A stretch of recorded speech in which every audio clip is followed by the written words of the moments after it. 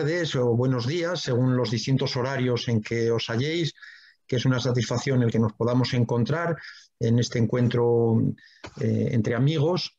Gracias también al Centro Asturiano de Madrid, en cuyo marco se desarrolla este acto, concretamente en sus encuentros de educación y salud, que me honro en codirigir con el doctor Antonio Sáez Crespo, que no ha podido acompañarnos, ¿no? Él es el presidente de la Asociación Española Iberoamericana de Medicina y Salud Escolar y Universitaria, y bueno, venimos realizando estos encuentros desde hace unos 5, 6 años ya, de manera que muchas gracias. Y por supuesto, pues os quiero agradecer a vosotros vuestra participación, como los que estáis acompañándonos, y en lo que se refiere a los libros, pues por supuesto la codirección que comparto, también un verdadero honor, con el doctor Jesús Martín Ramírez, una eminencia, catedrático de psicología durante muchos años, ahora también lleva la cátedra de seguridad, de ciberseguridad, si no me equivoco, Jesús, en la Universidad Nebrija, una universidad muy vinculada al centro asturiano, es una universidad fundada por un asturiano, don Manuel Villa Cellino. La conocemos como la Universidad de los Asturianos, una universidad que colabora mucho, hasta el punto de que uno de los dos libros que hoy presentamos, pues ha sido editado por esta universidad, ¿no? Y es también el último de una serie que tiene como denominador común la violencia, de manera que estamos muy contentos. Muchas gracias, por favor, también a nuestro coordinador, que tanto nos impulsa, nos ayuda y tanto gestiona, y también con la editorial Dickinson, que es Juanjo Delgado, el profesor Delgado, ahora en Sevilla, supongo, ¿no, Juanjo? Que estás, ¿no? Efectivamente. Muy bien. Estoy aquí en un hotel porque estamos todavía tratando de ubicar. He obtenido una plaza en la Pablo de Olavide. Hombre, En la carrera académica es un comienzo, en mi caso, y la mayoría aquí tiene consolidado ya su puesto, y yo trato a partir de ahora, desde Pablo de Olavide, desde Sevilla, de servirles a todos ustedes, y saben que me tienen aquí. Gracias, Valentín. Igualmente, Juanjo, que aunque la barba y tu desarrollo intelectual te hacen más maduro, pero eres realmente un profesor joven, aunque ya con muchos méritos, que se van a ir consolidando y además pues reconociendo como es debido. De manera que muy agradecidos por tu labor coordinadora fantástica, muy académica, que te acredita como un profesor de primera fila, indiscutiblemente. Y es un orgullo estar contigo. Porque yo cuando volví de Stanford quería venir a cualquier universidad española porque yo quería estar en mi país, pero me dieron la Universidad de Sevilla y estoy muy contento. Y de los primeros 10 años, antes de volver a Madrid, que es donde hice la carrera, en la Complutense, pues estuve en la Universidad de Sevilla. Entonces no existía la Pablo Olavide, pero vamos, enhorabuena. Y como nuevo sevillano, acuérdate que yo también he sido 10 años sevillano. Gracias. Gracias. A qué buen árbol se arrima, buena sombra le cobija, y yo por eso trabajo con usted.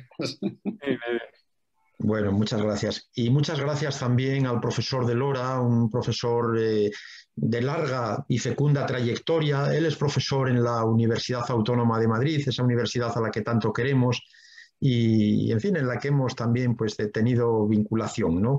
De manera que muchas gracias, profesor de Lora, ya digo, con unos escritos verdaderamente extraordinarios, con una visión muy certera, a veces polémica, pero por lo bien planteada que está, por esas reflexiones tan profundas y además muy referenciales, hasta el punto de que el doctor Jesús Martín, pues en la lectura de algunos de los textos publicados, yo creo que en la prensa, por el profesor de Lora, pues tuvo el acierto indiscutible de ponerse en contacto con él e invitarle a participar con una contribución extraordinaria que tanto le agradecemos y que tanto enriquece este libro colectivo que tenemos. De manera que muchas gracias, profesor de Lora, y me excusa porque me tienen que excusar todos, porque es tal el encadenamiento de actos, esto a lo mejor no me disculpa del todo, pero es que con las clases y demás me ha sido imposible el hacer unas presentaciones más formales.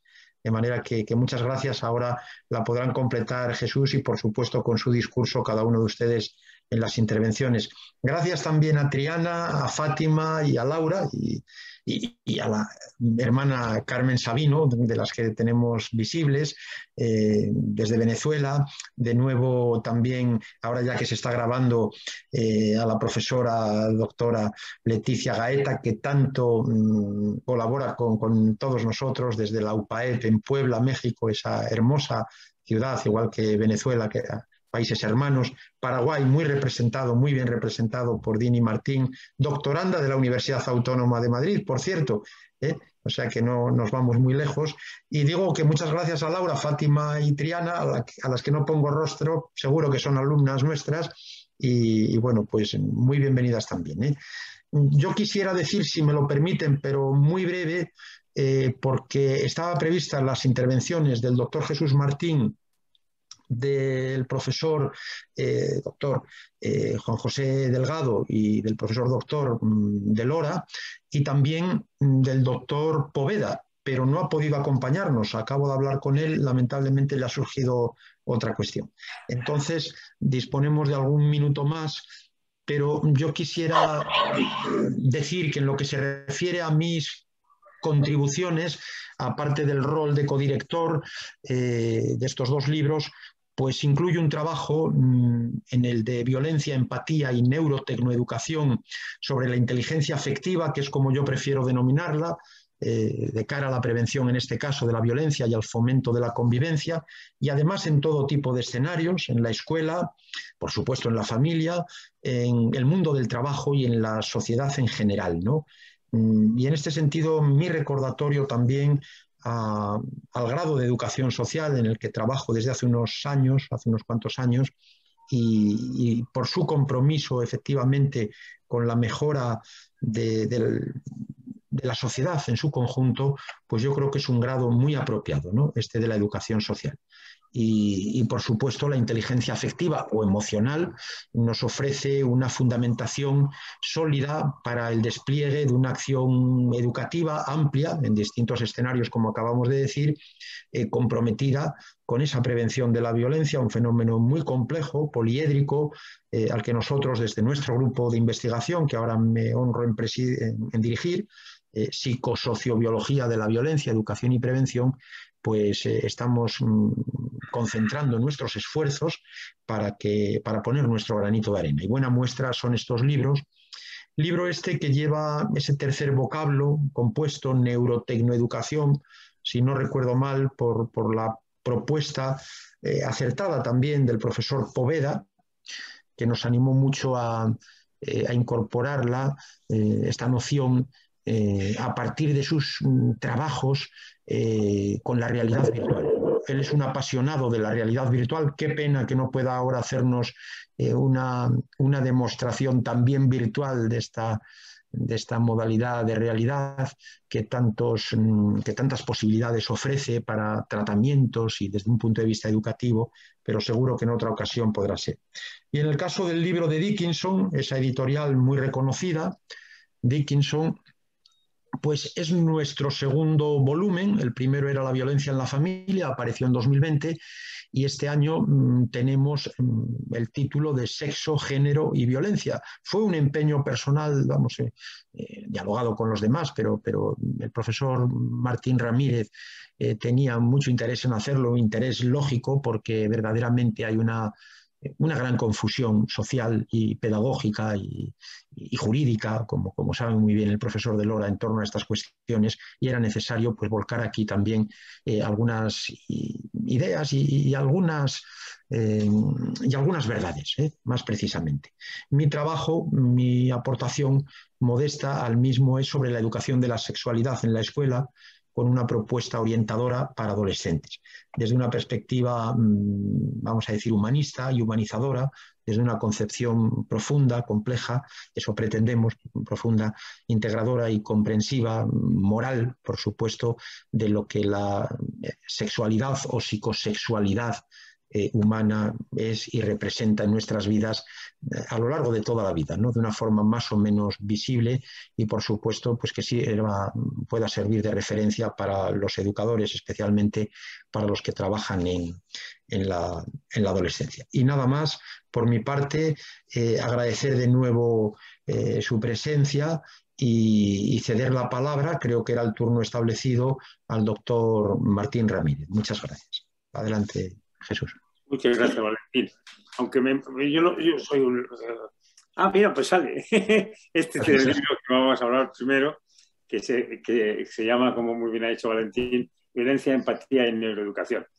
Es muy positivo la parte de empatía, que va justo relacionada con lo que hacen en la Facultad de Educación, en concreto nuestro grupo de investigación dirigido por Valentín, y por lo tanto, pues, es una manera positiva de resolver, o intentar al menos resolver la violencia, ¿no? Y luego la segunda parte, que como bien ha dicho, fue una idea de Poveda sobre la realidad virtual, de la cual yo quizá por edad me pilla lejísimo. Yo no sé lo que es eso de la realidad virtual, pero se nos presentó precisamente en eso con una cosa, un casco de motorista que mirabas para arriba y para abajo, para un lado, para otro, y por lo visto veías todo el mundo.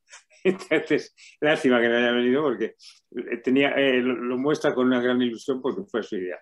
Bien, y este libro está hecho por personas de 11 países, de 3 continentes. Incluso me admiró mucho, sobre todo, una doctoranda ugandesa que está en Finlandia, que es el calor que está teniendo en Finlandia una ugandesa.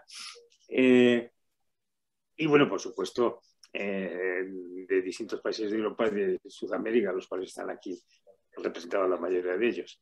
Y yo creo que nada más, no sé si quieres, Valentín, que diga algo más, pero vamos, que está muy bien hecho el libro, que está enfocado muy positivamente, pues cómo a través de la empatía se puede resolver el problema de la violencia, que es muy duro. Y yo creo que nada más, no sé si a alguno de vosotros pues, se le ocurre algún otro comentario al respecto. Por mí nada más. Muchas gracias. Si quiere, gracias a ti, Jesús. Si quieres luego en el coloquio, pues pueden surgir algunas preguntas para completar también esta exposición, este encuentro. Yo creo que sí, sería interesante. Pero si os parece, pues ahora damos la palabra al coordinador, a Juanjo Delgado, por favor, para que nos comente. Gracias, Valentín. Gracias, Jesús. Como podéis imaginar, el mérito de coordinar radica exclusivamente en ser capaz de amalgamar las voluntades que participan en el propio volumen y tratar de que sea un éxito, como hemos logrado nuevamente en esta segunda edición. A mí me inquieta porque la labor de coordinador tiene que proseguir y avanzar. Entonces, como los verdaderos protagonistas de este elenco que se desarrolla y se plasma en un libro Dickinson que tiene 2 méritos en sí mismo, no solo por participar, por verdaderos expertos en la multidisciplinariedad que pudiera tener relación o colación con el tema que trata, sino porque la editorial de alguna manera nos ampara dándonos pues, un marchamo de calidad importante y vamos a intentar seguir buscando y cooperando. Entonces, como coordinador, quiero ejercer en terminando ya mi turno de palabra, yo les ruego que cuando los verdaderos protagonistas del libro que han escrito en él, a mí me gustaría y les agradecería como coordinador, yo les voy a lanzar un reto, les voy a proponer un reto. Actualmente la sociedad existe mucho ruido, esta sociedad líquida ya no solo es líquida, sino es que hace el río suena, esa liquidez suena demasiado, con demasiados problemas. Hemos intentado dilucidar alguno en este segundo libro, ya lo hicimos en el primero. Entonces yo les ruego a los participantes, si tienen a bien o consideran acertado, lanzar un órdago en cuál sería el tercer volumen, cuál sería el tercer problema que podríamos afrontar. Perdona que te interrumpa, Juanjo, porque los sudamericanos no saben qué es eso de órdago. No órdago a la grande ni a la pequeña. Bueno, sería un atrevimiento, sería un farol, un atrevimiento. Yo les animo, ya termino mi intervención porque, repito, los verdaderos alma mater de estas publicaciones son sus directores. Yo solo me he limitado a sumar voluntades y ahora mismo les rogaría que tuvieran a bien plantear cuál es el fenómeno que creen ustedes ahora latente en la sociedad. Yo me voy a avanzar y voy a lanzar a mi juicio uno. Hay un fenómeno territorial que está enfrentando mucho a las sociedades, ya no solo en nuestro país, en todos los países y en todas las latitudes. Entonces yo lanzo mi órdago con ese fenómeno, esa violencia territorial. Y con este planteamiento cedo la palabra ya a Valentín para que traslade a los sucesivos participantes y le ruego este encargo de este coordinador que tiene una labor que le apasiona, que es pues, sacar adelante un volumen, un libro, una revista y quiere seguir haciéndolo. Por favor, planteen ideas. Gracias. Pues muchas gracias, Juanjo. Lo vamos a pensar, es algo que tenemos que pensar en ello, a ver cuáles son nuestras fuerzas y en fin, las necesidades que podemos encontrar y, por supuesto, con objeto de abordar de la mejor forma posible. Pero un tema que también en alguna ocasión se había barajado, ya digo que provisionalmente, que se sumaría a este que has mencionado, podría ser el de violencia y trabajo. El mundo laboral y, por supuesto, lo que es la ausencia de trabajo, que también hoy por hoy pues, es una cuestión muy complicada, ¿no? por todo lo que supone el desempleo. Podría ser, pero lo hablaremos y a buen seguro en 2022 podremos acometer esa labor editora contigo como coordinador. Muchas gracias. Seguimos, por favor, por el profesor de Lora. Adelante, Pablo.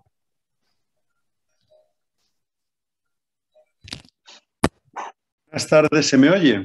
Sí, perfectamente.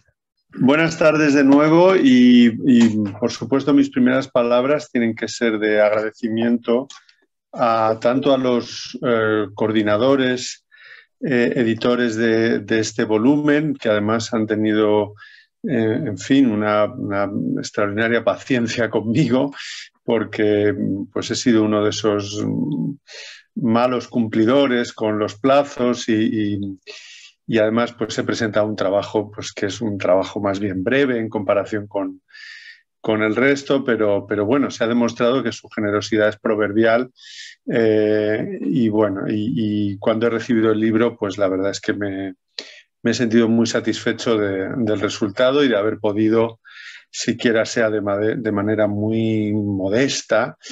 No sé si, en fin, espero que no demasiado desnortada a ese volumen. Bueno, yo como, no sé, tal vez sepan algunos, quizá no todos, pues cultivo la filosofía del derecho, con lo cual estas cuestiones que tienen que ver con la psicología o la psicología social, pues me son un poco extrañas. No así la cuestión de la violencia sexual, por llamarlo así, o la violencia de género, en la medida en que es un asunto que me viene interesando y ocupando desde hace algunos años, desde esta dimensión, que es la que yo, como les decía, pues cultivo, que es la filosófico-jurídica. Entonces, bueno, yo al profesor Martínez Otero, que ha sido quien me ha pedido, pues brindado la oportunidad de compartir esta tarde con ustedes, pues le sugerí la posibilidad de, bueno, de simplemente plantear en mi espero que no muy larga intervención cuál es el asunto que a mí me ha ocupado en mi contribución al volumen y bueno, y tal vez pues claro, pues, si ustedes tienen a bien pues contestar algunas de sus preguntas u observaciones. Sí lamento que no me voy a poder quedar a todo el acto, aproximadamente como en media hora me tengo que marchar, pero bueno, espero que haya ocasión de poder intercambiar con ustedes un diálogo que seguro va a ser muy fructífero para mí. La cuestión de la que yo me ocupo en mi capítulo tiene que ver con el alcance del consentimiento en las relaciones sexuales. Y esta es una cuestión, un tema particularmente controvertido en España en los últimos tiempos. Bueno, a raíz de casos judiciales que han sido muy mediáticos, como se dice ahora, que han provocado una gran discusión en el foro público. Y bueno, también, ¿por qué no decirlo?, de la hegemonía o relativa hegemonía de un sector muy influyente del feminismo, un sector del feminismo que bueno, ha alcanzado cotas de poder innegables, de poder institucional y que ejerce una gran influencia en nuestro imaginario colectivo. Bueno, los presentes españoles, pues si menciono el caso de La Manada, pues sabrán de qué estoy hablando. Quizá las personas que nos escuchan o atienden ahora esta charla desde otros lugares no tengan tanta noticia de este caso. Este fue un asunto, como les decía, que causó muchísimo impacto en España. Bueno, ya me bailan un poco las cifras, ¿no? Pero bueno, fue una muy controvertida decisión de un tribunal navarro relativo a una violación múltiple a una chica en las fiestas de San Fermín, en Pamplona, que finalmente, bueno, se ha saldado con una condena muy severa, finalmente bueno, sustanciada ante el Tribunal Supremo. Bueno, el contexto teórico, si quieren de una manera más sofisticada, el contexto filosófico-jurídico en el que yo abordo este tema es el de una sociedad liberal, como es la nuestra, que, dicho muy rápidamente, toma como único criterio, como única condición necesaria y suficiente para la licitud de las relaciones sexuales, la licitud moral y la licitud jurídica, aunque lo primero sería más discutible, pero en todo caso la licitud jurídica, toma como único criterio el consentimiento. Es decir, no hay indagación ninguna sobre cuáles sean las bondades o no, las virtudes o no de esa relación sexual. Todo lo que vamos a exigir, para considerar que no ha existido alguna de las formas de agresión sexual que de hecho se tipifican en el Código Penal, todo lo que vamos a exigir es que las partes hayan consentido. Y ese consentimiento, claro, está sometido a la previa determinación de que las partes son competentes, ¿no? Así que cuando hablamos de, por ejemplo, menores, pues su consentimiento qua menores es solo válido en aquellos supuestos en los que la relación sexual se entabla con un par en edad, con una persona con la que no hay una gran asimetría. Pero fuera de esos supuestos, pensemos en una chica y un chico de 15 años actualmente en España, ¿no? Pero si no hay esa simetría o cuasi simetría, siempre se va a entender que los menores no pueden consentir válidamente y, por tanto, todas las relaciones sexuales que mantengan van a ser consideradas como supuestos de agresión sexual. No voy a entrar en la discusión, que a mí me parece, por otro lado, bastante estéril, de si debemos llamar a todas las agresiones sexuales violación o solo aquellas en las que media fuerza o violencia o coacción, no me interesa tanto eso, sino más bien, y es lo que constituye el núcleo de mi aportación, me interesa más la cuestión, la pregunta de si ese consentimiento que será operativo como condición necesaria y suficiente de la licitud de las relaciones sexuales tiene que adquirir algún tipo de forma. Tiene que ser de alguna manera ritualizado. Porque esta parece ser la tendencia de un anteproyecto de ley que está a punto de empezar a ser debatido en el Parlamento, la célebre ley conocida como del solo sí es sí, que es una divisa esta en la que ha insistido mucho ese sector, algunas influyentes políticas y pensadoras feministas en España.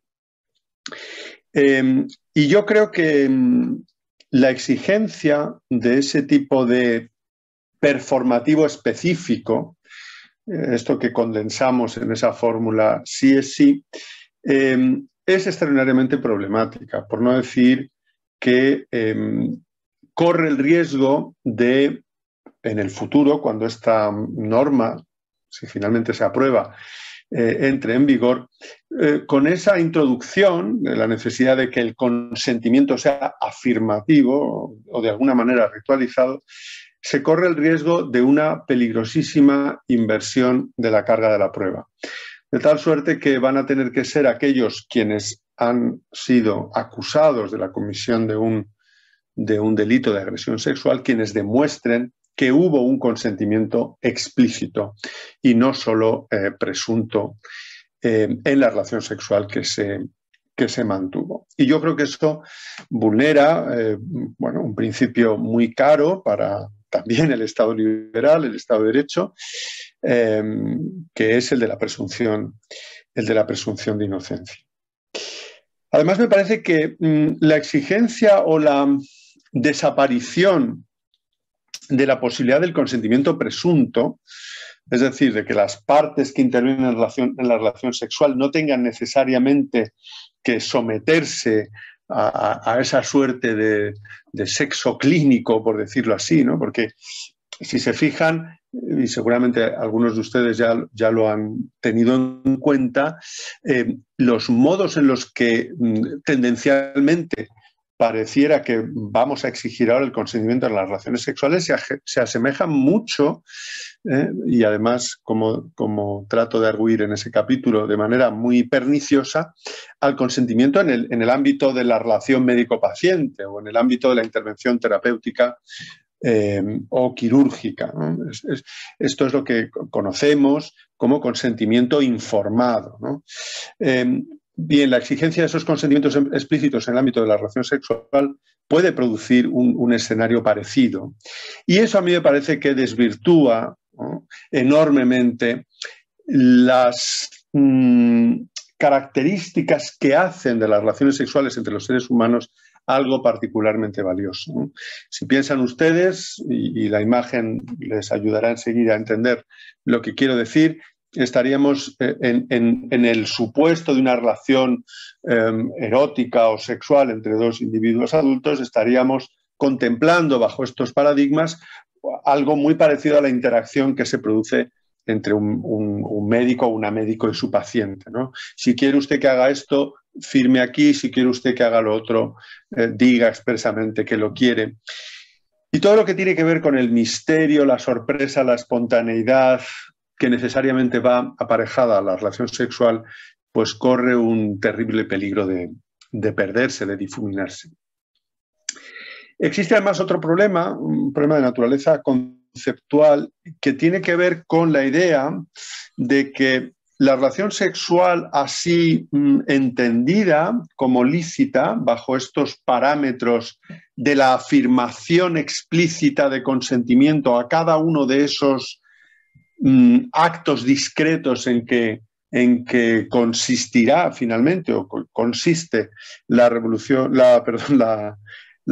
sexual, por razones de naturaleza puramente conceptual, empieza siempre con un primer acto, con una primera invitación, con una primera osadía, por llamarlo así, que no puede ser consentida so pena de entrar en una regresión al infinito, ¿no? O sea, la idea sería toda relación sexual empieza con una primera, y pónganle ustedes todas las comillas que haga falta, todas las sordinas que haga falta, con una primera agresión, entendiendo por tal aquí simplemente el hecho de que no se ha preguntado nada, simplemente se ha avanzado en una dirección que obviamente entre personas adultas tiene un significado, digamos, de pretensión de mantener ese tipo de relación. Así que el mero hecho de invitar a alguien a un espacio íntimo, el mero hecho de en fin, solicitar pues, que se salga un día a tomar un café o a cenar o a lo que sea, que supongamos como un cortejo suficiente, tendría que ir precedido de una previa acción de consentimiento por parte de la otra persona, con lo cual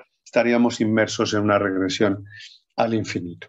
El otro problema que yo veo es el que yo veo, que me ha dado a mí por pensar y escribir este capítulo, es qué pasa en aquellas situaciones en las que esa relación, que podría concebirse casi como el tránsito por una avenida, ¿no? Donde se van poniendo rojos o verdes los semáforos y el ámbar no funciona, el ámbar sería el consentimiento presunto, el silencio, ese silencio ya no va a contar como consentimiento bajo este paradigma, sino que solo va a haber semáforos rojo, no sigas, verde, puedes seguir.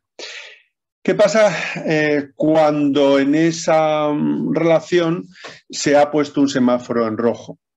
Es decir, una de las dos personas que participa en la misma decide que hasta ahí se ha llegado en esa interacción física.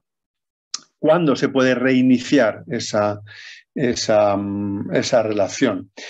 Pareciera además que si no se espera suficientemente, pues todo lo que ha ocurrido hasta ese momento podría contar como una suerte de agresión, como una suerte de acto sin consentimiento. Bueno, todos esos son los problemas, dicho muy rápidamente y espero que no confusamente, que yo he pretendido abordar en este capítulo. Y nada más, yo espero que si tienen a bien o les interesa leerlo, pues les sea de interés, les suscite tal vez algunas respuestas a problemas que ustedes mismos han podido plantear y bueno, reiterando mi agradecimiento por la invitación, tanto a la participación en el libro como a esta conversación, pues quedo a su disposición para responder a aquellas preguntas o observaciones que consideren oportunas. Muchas gracias. Muchas gracias, doctor de Lora, por esa claridad en la exposición y además por advertirnos de los muchos peligros que se ciernen sobre la libertad personal, porque realmente lo que nos ha expuesto, reflejo de lo que ha escrito, efectivamente, pues es muy inquietante por lo que se nos puede venir encima con estas leyes si finalmente se aprueban. Por lo que supone de intromisión en la vida privada y además con consecuencias graves cuando hay acusaciones, no sé, vamos a decir, poco fundamentadas según usted ha expuesto. Permítame que lo exponga de esta manera porque no dispongo de conocimientos jurídicos, pero realmente es además una invitación a seguir profundizando en las reflexiones y en las argumentaciones del profesor de Lora, tal como están contenidas en su capítulo. De manera que muchas gracias. Y como nos ha anunciado, y ya me lo había comentado también a mí por adelantado, que se tiene que ausentar, por favor, yo creo que aquí prácticamente, aunque luego tomen la palabra las profesoras Leticia, Dini, se ha incorporado también Fabiana, Laura, Fátima, Triana, Isabel y la hermana Carmen Sabino y todos, y Andrés, por favor, que solamente te vemos ahora las gafas, estás en absoluta oscuridad. Yo creo que podemos empezar a preguntarle al profesor de Lora, más que nada porque se tiene que ir. Gracias. Si alguien quiere hacer alguna pregunta. Jesús, no sé si estás hablando. No, pero puedo hablar con mucho gusto. Sí. Cuando yo hablo de sexo y género, hablar de género que según los que creen que es lo que siente uno en ese momento, que puede cambiar, que ahora me siento varón y dentro de un rato me siento hembra, incluso hace poco pues parece que uno podía sentirse mayor, ir al notario, y a los 3 meses, me parece, si se cambiaba de opinión, pasaba a hembra o lo que le apeteciera, ¿no? Hizo el profesor de Lora una descripción muy graciosa que creo que se llamaba perdona, Valentín, no soy Valentín sino Valentina, creo que decía, en la cual mostraba cómo nos tratan de manera absolutamente distinta, desventajosamente, a los hombres y a las mujeres. O sea que para muchas cosas es mejor ser mujer. Incluso ahora que estamos en un ambiente universitario todos nosotros, hasta para las cátedras, etcétera, pues en igualdad de condiciones, pues hay que votar a una mujer y no a un hombre, ¿no? Pero era muy gracioso y lástima que no tengan tiempo, Pablo, para recordarlo, pero era tronchante y por otra parte avergonzante de que esto pueda pasar así. Y nada más. Pues muchas gracias, Jesús. Pablo, si quieres comentar algo sobre esta cuestión del cambio de género o de sexo, vamos. Bueno, sí, lo que pasa es que este asunto daría para mucho, ¿no? No recuerdo yo. Es verdad que últimamente he escrito bastante sobre, bueno, he publicado recientemente un libro, ¿no? El laberinto del género, pero no recordaba yo esto de Valentín y Valentina. Sí he usado el ejemplo porque, claro, es suficientemente elocuente de esta persona que en Argentina, en la ciudad, bueno, concretamente de Salta, Sergia Lazarovich, antes conocida como, y esto ya me hace incurrir en un no sé si bueno, no, en una falta de lo que conocen como dead naming, antes llamada Sergio. Sergia Lazarovich, no sé si saben, a lo mejor aquí hay algún argentino, de hecho, presente. En Argentina la edad de jubilación para hombres y mujeres es distinta. Las mujeres se jubilan a los 60 años y los hombres a los 65. Y esta mujer, Sergia Lazarovich, cuando cumplió 59, y en la medida en que en Argentina, que fue pionera en esto, se admite la autoidentidad de género, o sea, que el cambio de sexo, de la mención de sexo en el registro civil, pueda producirse por la mera voluntad del individuo, pues cuando cumplió 59 años, Sergio se cambió a Sergia y se jubiló a los 60, ¿no?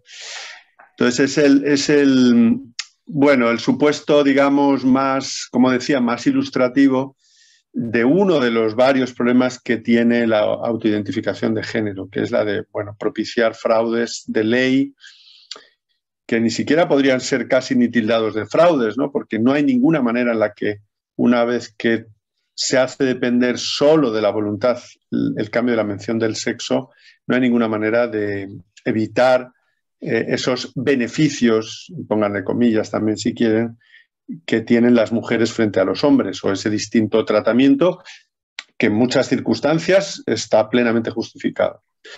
Pero que una vez que todos podemos acceder a él simplemente por la mera voluntad, pues se derrite, ¿no? Como en sus fundamentos, ¿no?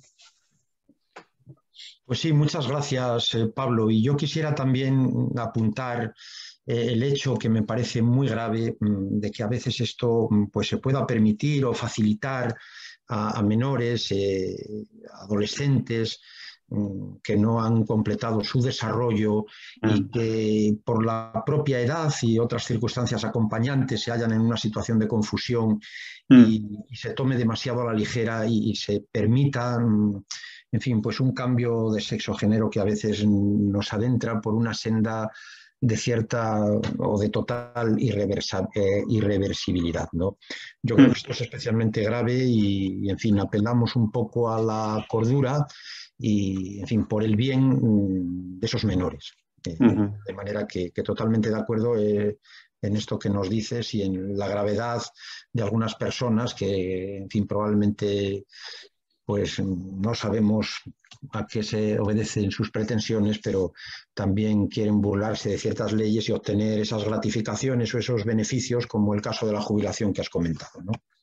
Pero que puede ser efectivamente muy grave cuando además se da la circunstancia de menores. de personas que todavía están en un proceso de desarrollo y quizá no tengan una identidad perfectamente definida o suficientemente definida. Bien, pues muchas gracias. No sé si alguien más quiere hacer algún comentario. Me parece que Isabel, por favor, y Carmen. Disculpa un momentín por este orden. Si Isabel, adelante. Tienes el micrófono ahora. Te pediría que primero y fuese Carmen que... Pues muchas gracias. Gracias, Isabel. Carmen, tienes la palabra. Gracias, Isabel, y gracias a todos. Estaba pensando del alcance del tema y del libro, sobre todo en Latinoamérica y en el contexto eclesial, con la cantidad de abusos, pues esta situación que nos está ocupando ya hace varios años y que muchos de los docentes carecemos de esta formación, ¿no? de esta información. Y pensaba dos cosas, dos elementos que no sé si el doctor Pablo lo considera o puede por lo menos hacer referencia a ello en este momento, que es la condición de vulnerabilidad en la que muchos, desde los niños, pues adolescentes, en este tiempo y concretamente en este tiempo de pandemia, pues nos encontramos, ¿no? Y se encuentran. Y por la otra parte, pues la influencia de la cultura y del contexto cultural. Yo recuerdo que cuando yo llegué, y a la primera vez que fui a España, en el 88, a mí me impactó mucho cuando subía en España y en Italia, me impactaba de manera, no sé cómo decirlo, bueno, me impactó mucho el hecho de ver en los autobuses, en la metro, aquella provocación, motivación a relaciones sexuales entre adolescentes, entre jóvenes, y yo recuerdo que, no porque fuera religiosa, pero le vi como una ventaja al ser, yo decía, bueno, yo agradezco al Señor venir del tercer mundo, pues, porque donde todavía no vemos esto, ¿no? Pero veía como un inicio de una degradación de la persona, si cabe el término. Pero esos dos serían el contexto cultural y la condición de vulnerabilidad en la que muchas veces crecemos o estamos expuestos o son expuestos los niños y las niñas y las mujeres, ¿no? En los diferentes contextos donde nos encontramos. Gracias, profe. Bueno, no, muchas gracias a usted. Son dos preguntas muy pertinentes y yo no sé si soy capaz siquiera de hilvanar una respuesta mínimamente relevante, ¿no? Voy a empezar por la primera, aunque está en relación... No, la cuestión del contexto, como yo he dicho en el inicio de mi intervención, claro, el marco en el que yo analizo en la propuesta o este cambio de paradigma hacia una exigencia de consentimiento explícito en las relaciones sexuales, por supuesto, es dependiente de un tipo de cultura que es la nuestra y que me aventuro a conjeturar que también es la de Venezuela. Y es la de, bueno, una sociedad en general fuertemente secularizada y en la que ya, digamos que no funcionan, no son prevalentes concepciones sacralizadas de las relaciones sexuales. No digo que haya personas que se mantengan, por supuesto, en su vida íntima, en su vida de fe, si la tienen, fieles a esos ideales. Pero cuando hablo de sociedades liberales, hablo de sociedades en las que eso no se ha trasladado a nuestros códigos penales, ¿no? Que básicamente no se ocupan de los pecados, ¿no? y solo se ocupan de los delitos, ¿no? En otros contextos, quiero pensar, pues no sé, en sociedades que sí están, digamos, sometidas a esas hegemonías religiosas, pues este análisis, por supuesto, sería completamente marciano, ¿no? Yo hago la prueba muchas veces con mis estudiantes, ¿no? De preguntarles, la única buena razón para tener relaciones sexuales es tener hijos, es reproducirse. Y se producen carcajadas generales, o sea que...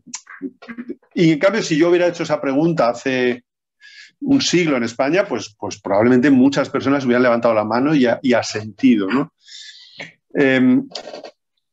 Y sin embargo, también tengo que decir que si uno examina con un poquito de detenimiento nuestras prácticas institucionales y también los códigos penales, esa desacralización no lo es del todo. O sea, no nos creemos de verdad que tener relaciones, de verdad, o con todas las consecuencias, no nos creemos que tener relaciones sexuales sea como disfrutar de los alimentos, ¿no? O sea, satisfacer una necesidad biológica sin más. Y no nos lo creemos porque precisamente los delitos contra la libertad sexual, que así se llaman, son severísimamente castigados. Y esto no está bien, no es muy coherente con esa desacralización. Así que, bueno, eso sería lo que podría añadir como agua para su molino, Carmen, o hermana. Y en cuanto a la vulnerabilidad, sí, claro, yo creo que, no sé si usted en el inicio de la pregunta se refería o he creído yo, no malévolamente, pero me ha parecido entenderle que le preocupaba el contexto de frecuentes denuncias de abusos en el seno de la Iglesia. No sé si iban por ahí. No, o en general, abusos a los menores.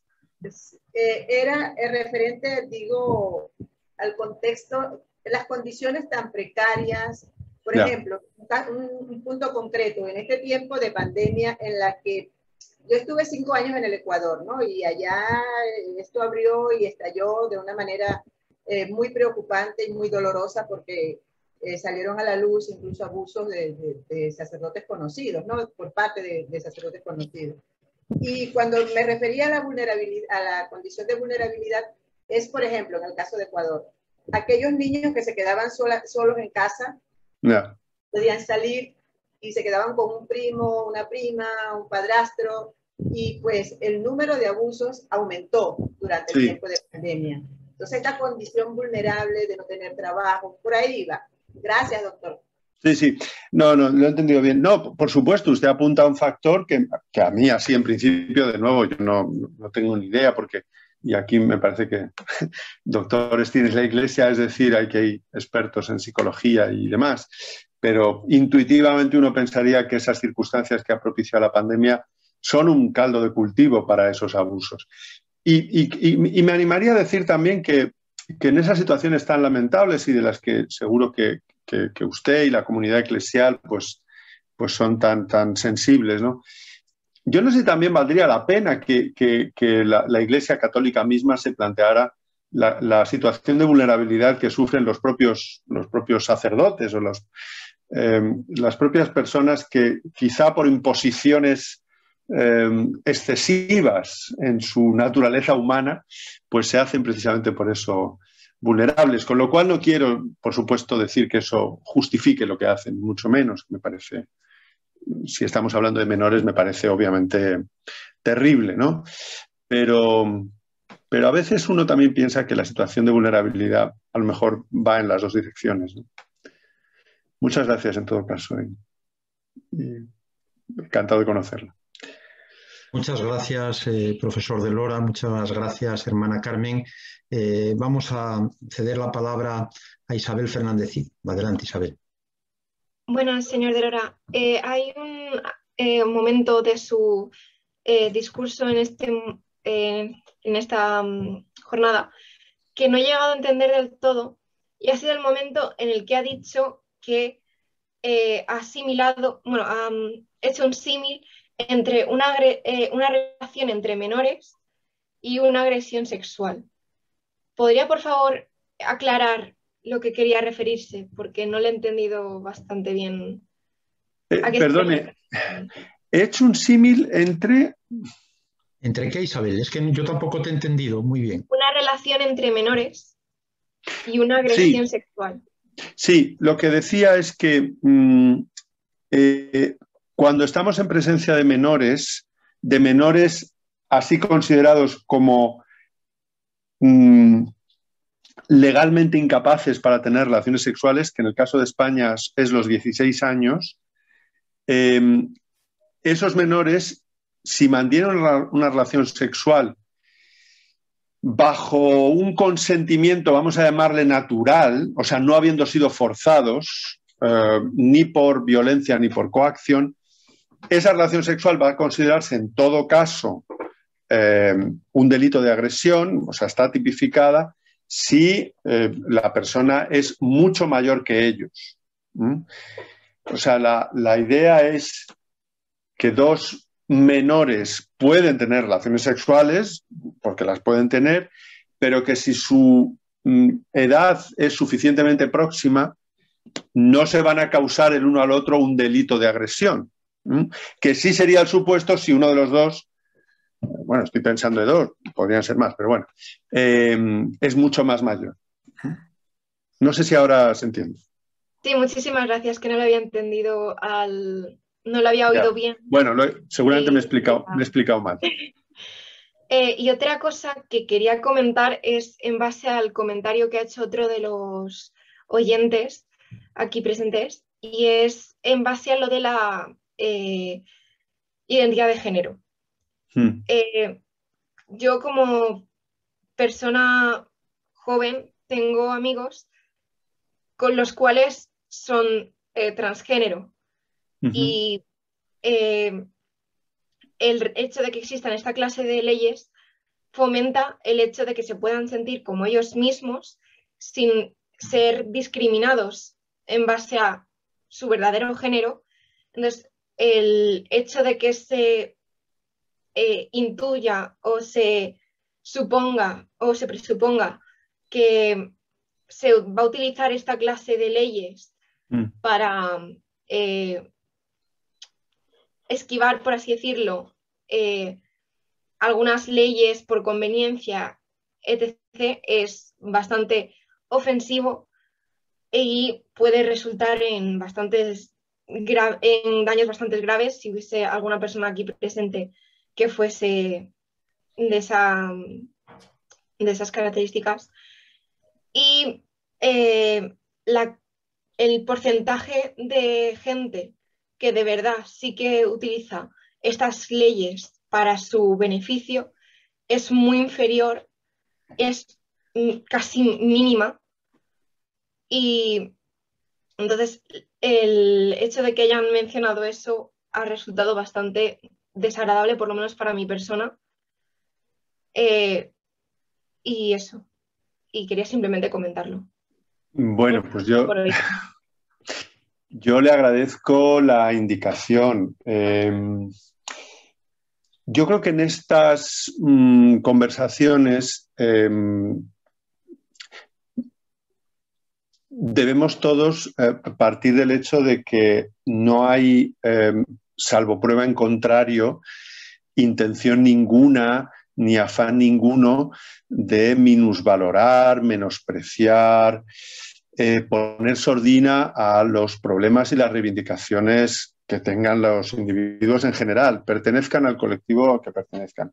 Yo asumo que estoy en un foro entre personas adultas, entre las que donde además se habla de asuntos pues complejos, vidriosos, etcétera, y donde, bueno, uno puede expresarse. Creo que, en fin, yo no creo haber, desde luego, nada más lejos de mi intención que ofender a nadie. Lo que pasa es que yo, incluso si alguien se sintiera ofendido, yo no puedo dejar ni hurtar para el debate público sobre cuestiones que afectan a todos, todas las aristas, todas las consecuencias que pueden ser contraproducentes para nuestras instituciones y para nuestra convivencia, que suscita una propuesta como la de que se pueda modificar la mención del sexo en el registro civil por pura voluntad. Y eso es de lo que yo estoy hablando. Yo tengo el máximo respeto, digamos, sensibilidad para las personas que tienen dificultades para expresar su identidad, y nada de lo que yo haya dicho en ningún foro, y desde luego no en mi libro, empece nada de eso. Y el problema, y yo, en la medida en que, bueno, esto a usted le interese, le invito a que consulte las cosas que yo he dicho sobre este particular. El problema no es solo de fraude, ni siquiera es de fraude. Yo no tengo una especial preocupación por el fraude. En algunos ámbitos Creo que esas ventajas que pudieran derivarse del procedimiento que estamos atisbando son evidentes, y las primeras que han alzado su voz, y creo que con buenas razones, son las mujeres que se van a ver afectadas. Yo creo que la competición deportiva profesional se va a ver para las mujeres muy severamente afectada en sus condiciones de equidad si permitimos que, por la mera indicación de sentirse uno de un determinado sexo, a un individuo se le permite competir en una categoría que biológicamente no debería ser la suya. Yo creo que eso, y si alguien se ofende, pues yo lo lamento mucho, pero creo que es así, y creo que vale la pena pensarlo, porque también se pueden sentir genuinamente e igualmente ofendidas aquellas mujeres que van a ver sus condiciones de participación en ese espacio muy mermadas. El problema de la autoidentidad de género no es de fraude por la siguiente razón. Nosotros, y por nosotros quiero decir nuestras sociedades, hasta ahora hemos admitido, y yo creo que con buenas razones, que por el hecho de ser mujer, biológicamente hablando, las mujeres en general, durante muchos siglos, han sido consideradas menores de edad.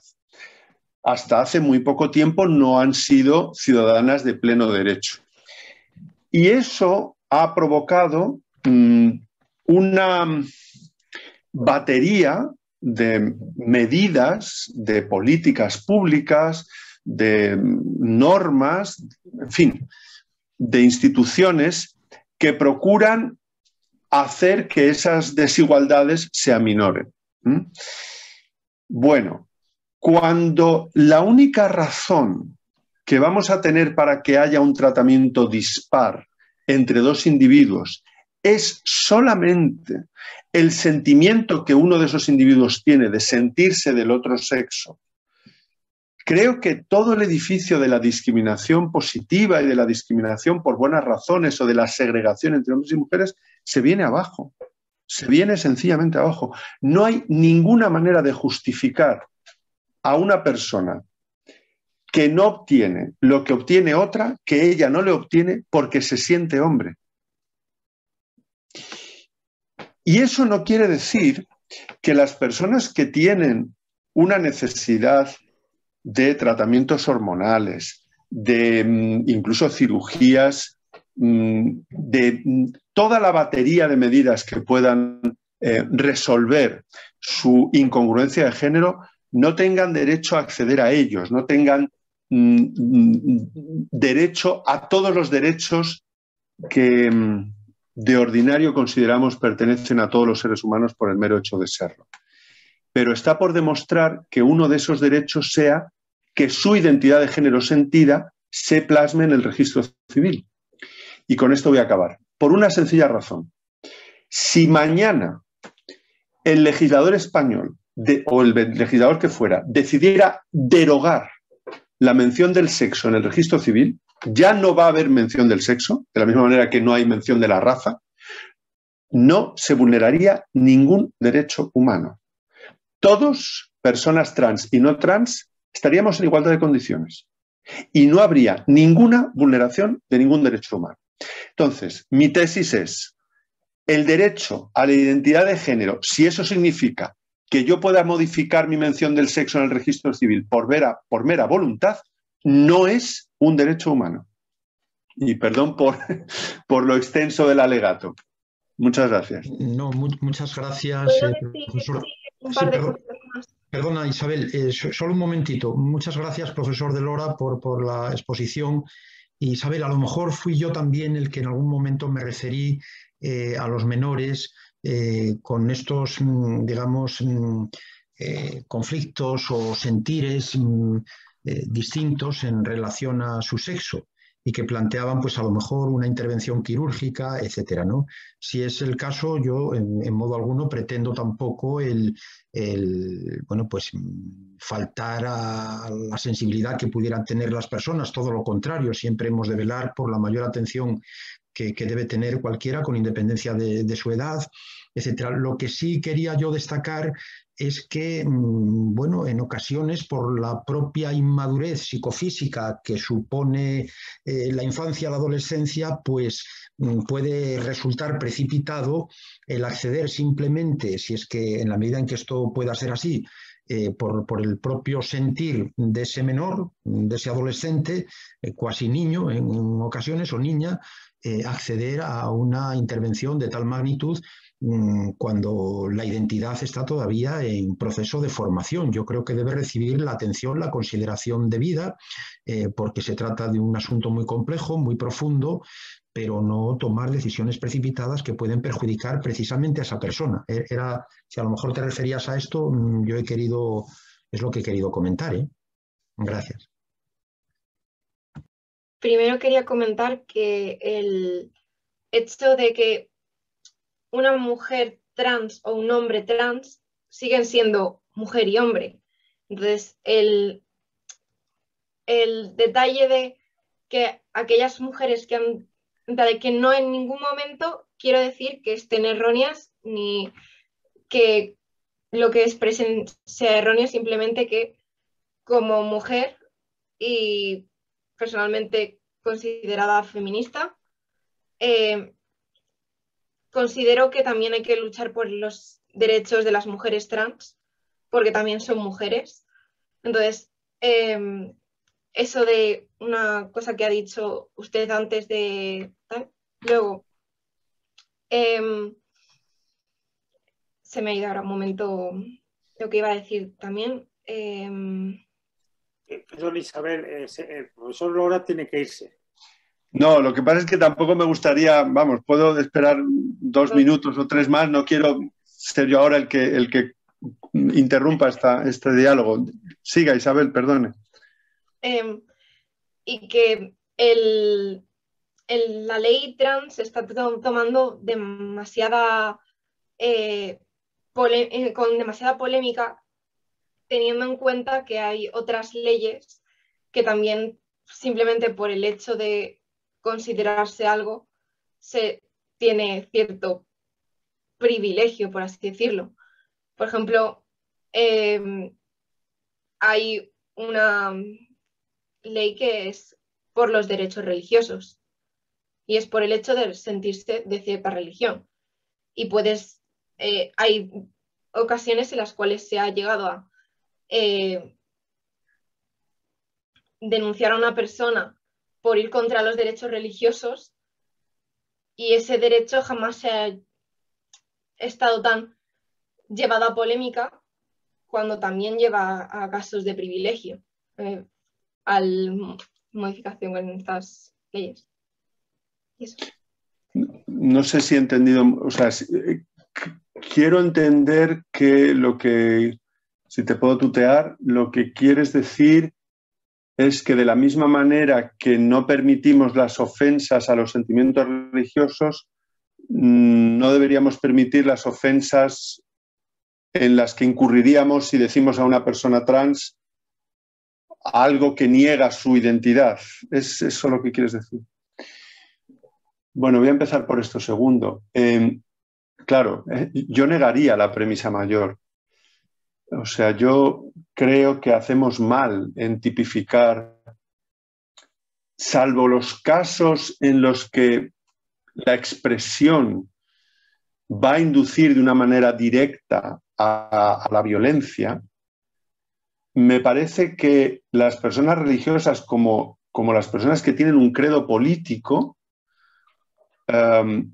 no deben estar inmunizadas frente a muchas expresiones o muchos ejercicios de la libertad de expresión que les pueden molestar u ofender. Yo creo que una sociedad es tolerante precisamente cuando tiene que aguantar lo que no le gusta. Tolerar aquello con lo que estamos de acuerdo, bueno, eso lo hace cualquiera. Si alguien dijera todas las monjas del planeta al paredón, por supuesto que eso me parece, con perdón de la hermana Sabino que se ríe porque es muy buena persona, Pues claro, o todos los trans al paredón, o todos los marxistas analíticos al paredón. Bueno, estos son ejercicios de la libertad de expresión que no podemos tolerar. Pero decir, como yo me atrevo ahora mismo a decir, las mujeres trans y los hombres trans, en sentido biológico, no son ni mujeres ni hombres. No lo son.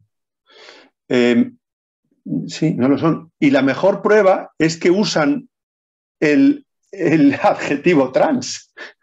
O sea, las mujeres trans son mujeres, es un sinsentido, porque lo que estamos significando precisamente cuando añadimos el adjetivo trans es que no son mujeres en sentido biológico. Y por cierto, da igual, quiero decir, no pasa nada. Si lo importante es que respetemos sus expresiones de género, su presentación social con mujeres, yo soy el primero que abogo por ello. Bueno, y a partir de ahí podemos entrar en muchas otras cuestiones que tienen que ver con los pronombres, los tratamientos, todo lo que usted quiera. Eso es una cuestión que quería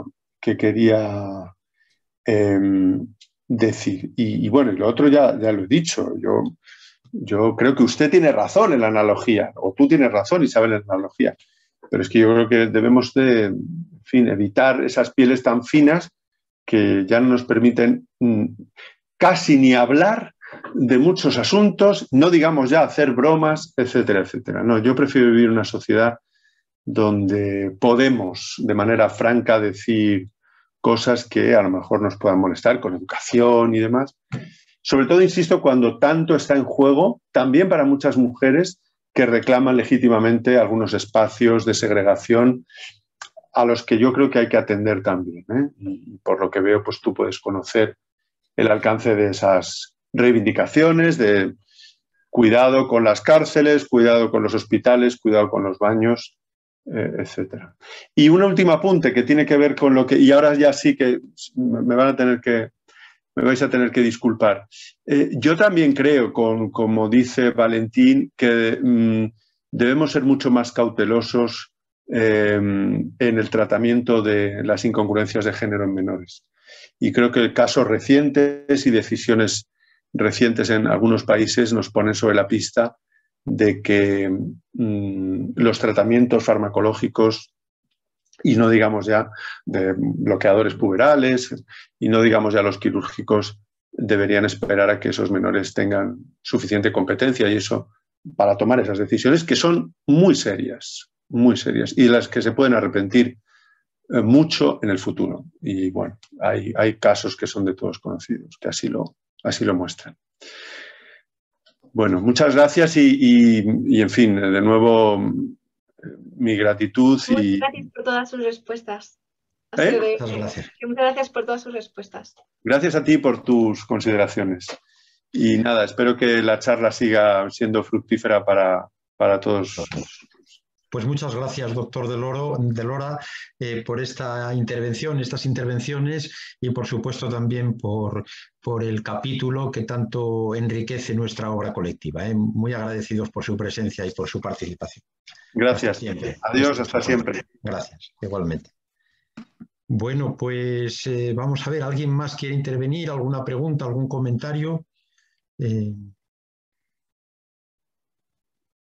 Muchas gracias también a ti, Isabel, porque eres muy joven y esto es indiscutiblemente un valor, ya lo dice el poeta, juventud divino tesoro, y sin embargo pues participas, que es una riqueza también, que os animéis a participar, que no es muy frecuente, yo siempre lo hago en las clases, os animo, y entonces nos viene muy bien, son temas muy delicados, pero por supuesto en el ánimo de todos, no os quepa ninguna duda, está el máximo respeto a las personas, a todas las personas con independencia de la circunstancia que estén atravesando, o precisamente porque atraviesan circunstancias difíciles todavía más consideración.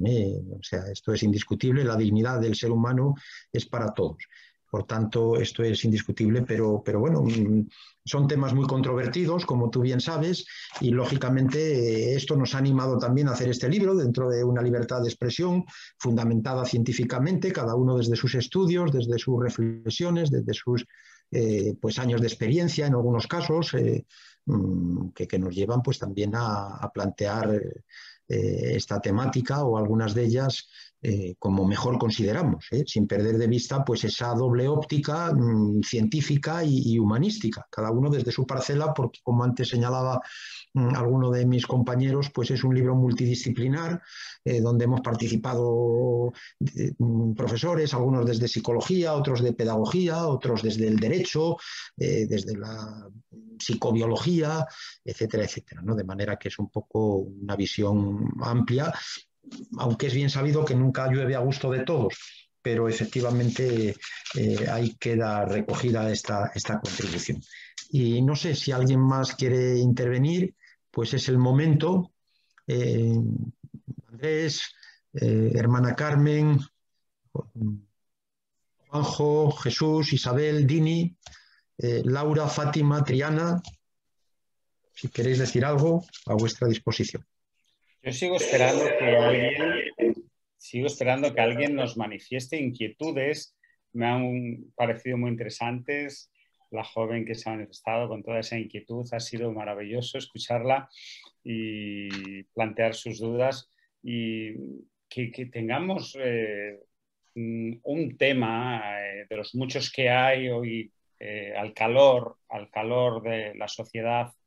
El de la luz eléctrica no puede ser un tema de nuestro libro, pero yo sé que hay muchos temas que nos pueden interesar y que los aquí presentes serían bienvenidos como nuevos participantes. Así que adelante, por favor. Claro que sí, claro que sí. Sí, además tenemos proyectado, ya que comentas esto de nuestros trabajos futuros, tenemos idea de hacer una reunión científica allá por el mes de septiembre al menos del año 2022 en torno al tema violencia y actividad físico-deportiva y deporte. Vamos a ver si es posible. Sería un nuevo CICA. Los CICA son unas conferencias internacionales que viene impulsando el profesor Jesús Martín Ramírez desde hace muchos años y que en nuestro grupo pues también asume y colabora desde hace unos cuantos cursos, ¿no? Entonces nos encantaría que también participaseis de alguna manera, sobre todo porque vamos teniendo una sociedad muy sedentaria, siempre hay honrosas excepciones, esto es indiscutible, pero ahí los pediatras nos dicen que efectivamente ha aumentado mucho, y ya antes de la pandemia, durante la pandemia más todavía, pero antes de la pandemia, los indicadores de sobrepeso y obesidad en la población infanto-juvenil. Y claro, se pasa muchísimo tiempo con las pantallas, esto está muy bien, pero hay que hacer un uso racional, no es el único factor, también probablemente la poca calidad de lo que se come mientras está uno con las pantallas, etcétera, etcétera. Y bueno, pues queremos abordar esa cuestión que admite una pluralidad igualmente de enfoques, ¿no? Porque la violencia y el deporte, lógicamente, se puede abordar desde muchas perspectivas, pero os invitamos también al alumnado a que estéis ahí y que de alguna manera contribuyáis. Muy bien, pues son ahora mismo las 8:20, estamos felices, pero yo creo que si no hay más intervenciones, pues es el momento quizá de cerrar, no sin antes agradeceros a todos vuestra presencia, a los que han estado y se han tenido que ir, como la profesora Leticia Gaeta, estaba también Fabiana, que hacía mucho que no la veía, igualmente doctoranda paraguaya. Dini está por aquí, muchas gracias, Dini. A Laura, gracias, ya me diréis que os ponga rostro, Laura, me tenéis que disculpar, pero no me acuerdo, me parece que ya sé quién eres, Fátima, Triana. Juanjo, Jesús, Isabel, de nuevo, muchas gracias por tus aportaciones. Andrés Menéndez, que está junto conmigo como representantes del Centro Asturiano de Madrid, donde tenéis vuestra casa, un rinconín de Asturias aquí en Madrid, que es pues la casa de todos los asturianos y de todos los amigos de Asturias. También vuestra casa, de la hermana Carmen Sabino, en fin, de todos. Espero no dejarme a nadie en la mención, al profesor de Lora, por supuesto, y a todos los demás que, habiendo querido estar, no han podido, como es el caso del doctor Poveda, ¿no? También con un enfoque muy interesante sobre la realidad virtual. De manera que muchas gracias, seguimos trabajando, seguimos en contacto, haciendo universidad, haciendo investigación desde nuestros ámbitos concretos, y también fortaleciendo nuestros vínculos fraternos internacionales. Muy agradecido a todos. Un saludo muy cordial. Muchas gracias. Chao. Chao. Gracias. Hasta luego. Pues si quiere, hermana, usted